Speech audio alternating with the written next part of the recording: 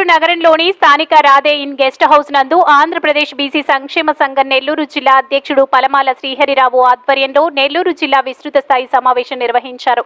ఈ సందర్భంగా రాష్ట్ర అధ్యక్షులు కేశన శంకర్రావు మాట్లాడుతూ రానున్న ఎన్నికల్లో బీసీలకు సముచిత న్యాయం రాజకీయ పార్టీలు కల్పించాలని, తాయిలాలు పంచి బీసీ ఓట్లకు గాలం వేయడం మానాలని, బీసీలకు సంక్షేమం కల్పించాలని, బీసీలకు రాజకీయ ప్రాధాన్యత కల్పించాలని పిలుపునిచ్చారు.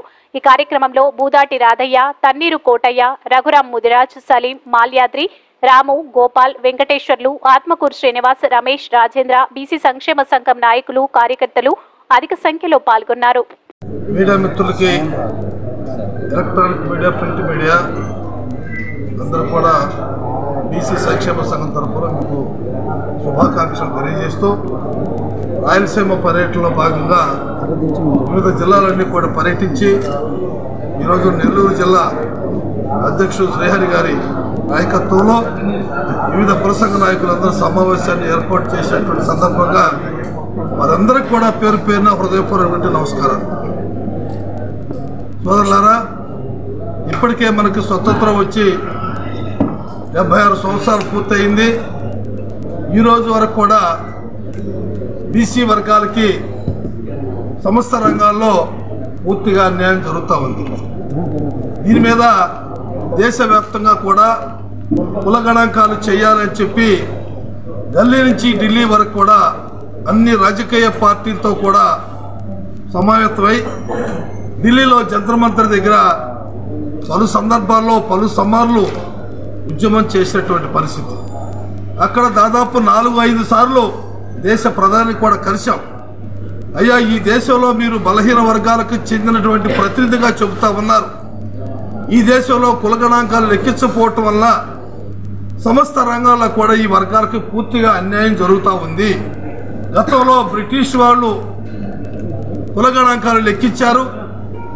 ఆ తదుపరి 10 సంవత్సరాలకు ఒకసారి దేశంలో ఎస్సీ ఎస్టీ వారికి జనగణన చేస్తూ ఉంటారు. దాంతోపాటే మా కుల గణాంకాలు కూడా చేస్తే ఈ దేశంలో మేము ఎంతమంది ఉన్నామనేది మాకు కూడా అర్థమైంది. అదేవిధంగా కేంద్రం నుంచి కానీ రాష్ట్రాల నుంచి వచ్చేటువంటి సంక్షేమ పథకాలు కానీ, ఉద్యోగాల్లో కానీ, అదేవిధంగా బ్యాంకుల్లో కానీ, ప్రైవేట్ రంగంలో కానీ అన్ని రంగాల్లో కూడా మా వాటా మాకు దక్కుతుంది అనేటువంటి ఆలోచనతో మేము అనేక దఫాలుగా మరి ఢిల్లీలో అన్ని రాజకీయ పార్టీలు కలిసినటువంటి సందర్భం మీ ద్వారా తెలియజేస్తూ ఉన్నాం. ఇప్పుడు ఎన్నికల తాయిలాలు మొదలుపెట్టారు. అన్ని రాజకీయ పార్టీలు కూడా బీసీ జపం చేస్తూ ఉన్నారు. సమయం వచ్చింది మిత్రమా అని ఏదో ఒక ఆశ చూపించి బలహీన బడుగు వర్గాల ఓట్లు దండుకుని మళ్ళీ 5 సంవత్సరాల రాజ్యాధికారాన్ని పొందటానికి సమావేశమైనటువంటి నేపథ్యంలో మేము సంక్షేమ సంఘం ద్వారా గతంలో అనేక రాజకీయ పార్టీల్లో ప్రజాప్రతినిధులు కూడా చేసినటువంటి ఘనత ఈ సంక్షేమ సంఘానికి ఉన్నది. ఈ ఎన్నికల్లో కూడా మా సంఘంలో పనిచేసేటువంటి కొందరు వ్యక్తులకి, వివిధ రాజకీయ పార్టీల్లో ఉన్నటువంటి వ్యక్తులకి తప్పనిసరిగా అక్కడ స్థానం కల్పించాలనేది మా ప్రధానమైనటువంటి డిమాండ్ కూడా. ఆ డిమాండ్ నెరవేర్చకపోతే దాని తర్వాత జరిగేటువంటి పరిస్థితులు, పరిణామాలు వేరుగా ఉంటాయనేటువంటి విషయం కూడా మీకు తెలియజేస్తూ ఉన్నాను. ఇవాళ రాష్ట్రంలో 175 నియోజకవర్గాలు ఉన్నాయి. ఆ 175 నియోజకవర్గాలు ఎస్సీ ఎస్టీ సోదరులకు మిగిలిన నియోజకవర్గాలు మా వాటా, మా జనాభా నిష్పత్తి ప్రకారంగా మాకు దక్కాలి. మాకు దక్కని పరిస్థితిలో ఏ రాజకీయ పార్టీకైనా కూడా తగిన సమయంలో తగిన రీతిలో బుద్ధి చెప్పటానికి మేమందరం కూడా సిద్ధంగా ఉన్నామనేటువంటి విషయాన్ని కూడా మీ ద్వారా నేను తెలియజేస్తా ఉన్నాను. ఏదో కాకతీయంగా ఏదో తాయిలాలు ఇచ్చి ఓట్లు దందుకుందాం అనేటువంటి ఆలోచనతో మాత్రం రాజకీయ పార్టీలు అన్నీ కూడా మానుకోవాలి. రాజకీయ లక్షణాలు లేవని చెప్పని కొన్ని రాజకీయ పార్టీలు మాట్లాడుతూ ఉన్నారు. నేను ఒకటే చెప్తా ఉన్నా, అంటే ప్రతిసారి కూడా మిమ్మల్ని ఓట్లేసి ఎమ్మెల్యేలని, ఎంపీలని, మంత్రులు చేసేటువంటి బొడ్డు చాకిరికి మేము పనికొస్తాం. కానీ అన్ని రంగాల్లో కూడా విద్య, ఉద్యోగ రంగాల్లో మేధావులు ఉన్నారు, తెలివిగలవాడు ఉన్నారు.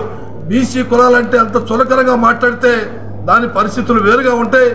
రామాయణాలు, భారతాలు రాసినటువంటి చరిత్ర గలటువంటి ఈ కులాలు కష్టజీవులు, కష్టపడి పనిచేసేటువంటి వ్యక్తులు ఈ కులాల్లో ఉన్నారు.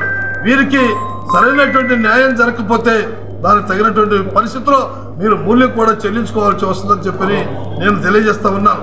ఇవాళ బలహీన వర్గాల వారు చాలా మంది రిటైర్డ్ ఐఏఎస్ ఐపీఎస్లో లేకపోతే వివిధ రాజకీయ పార్టీల్లో ఉన్న వాళ్ళందరూ కూడా ఆ పార్టీలో టికెట్ రాకపోతే వేరు పార్టీలకు వెళ్ళిపోయి ఈ పార్టీ అయితే ఆ పార్టీ కాబట్టి ఈ పార్టీకి వెళ్ళిపోయి వాళ్ళ యొక్క రాజకీయ స్వప్రయోజనాల కోసం బీసీల యొక్క మనోభావాల్ని దెబ్బతినే విధంగా ఇవాళ ఆ రాజకీయ పార్టీలకు తాకట్టు పెడతా ఉన్నారు.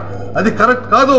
మీరందరూ కూడా బీసీలందరూ కూడా ఎస్సీలందరూ కూడా సమాయత్తమయ్యి ఒక రాజకీయ పార్టీ వేదిక ఏర్పాటు చేసుకొని బహుజనులు రాజ్యాధికారమే అంతిమ లక్ష్యంగా మనం చేసిన రోజునే ఆనాడు మహాత్మా జ్యోతిరావు పూలే అంబేద్కర్ ఏదైతే ఆశించినటువంటి కళలు సార్థకం చేయాల్సినటువంటి బాధ్యత మనందరి మీద ఉందని కూడా మీకు తెలియజేస్తూ, అదేవిధంగా ఈరోజు నెల్లూరు జిల్లా ఉంది, 7 సీట్లు ఉన్నాయి.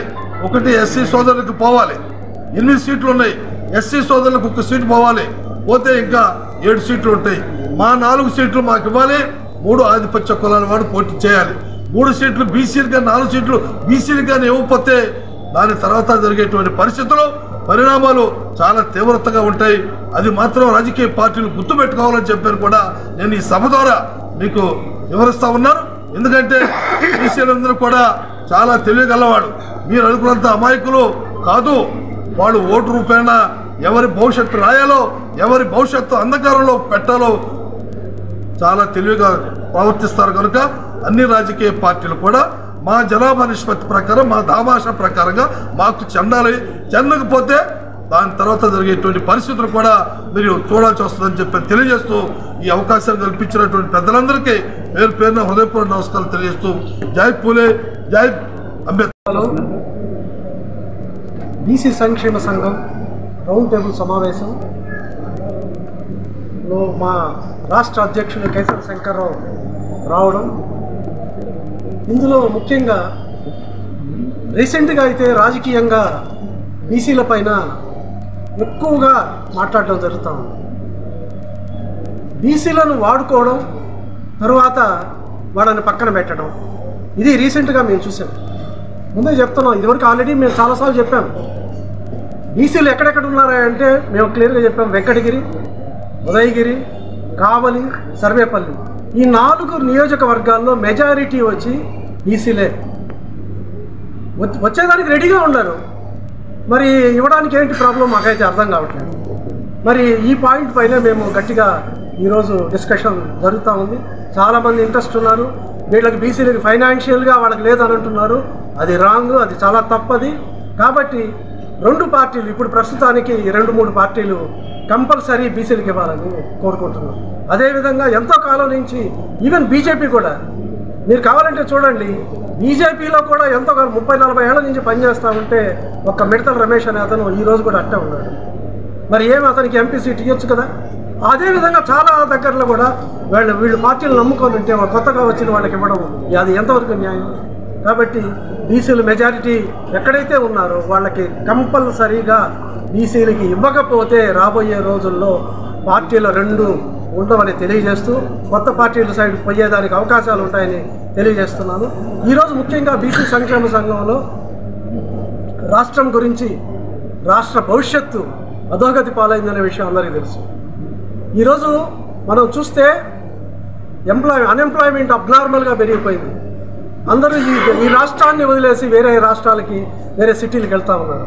మరి ఇటువంటి జంక్చర్లో మా ప్రధానమైంది ఏంటంటే, ఎవరైతే స్పెషల్ స్టేటస్ ఆంధ్రప్రదేశ్కి తీసుకొస్తారో వాళ్ళకి మాది సపోర్ట్ ఉంటుందని, అదేవిధంగా అగెనిస్ట్ ప్రైవేటైజేషన్, ఎక్కడ కూడా ప్రైవేటైజేషన్కి కూడా ఈ బీసీ సంక్షేమ సంఘం అగెనిస్ట్ అని, మళ్ళీ వచ్చి కుల జనగణన మేము ఎప్పటి నుంచో అడుగుతున్నాము, చేస్తున్నామని చెప్పారు. మరి ఆ డేటా మొత్తం ఇమీడియట్గా పెట్టాలని మేము ఈ బీసీ సంక్షేమ సంఘం మన గవర్నమెంట్ని రిక్వెస్ట్ చేస్తూ తెలియజేస్తున్నాను.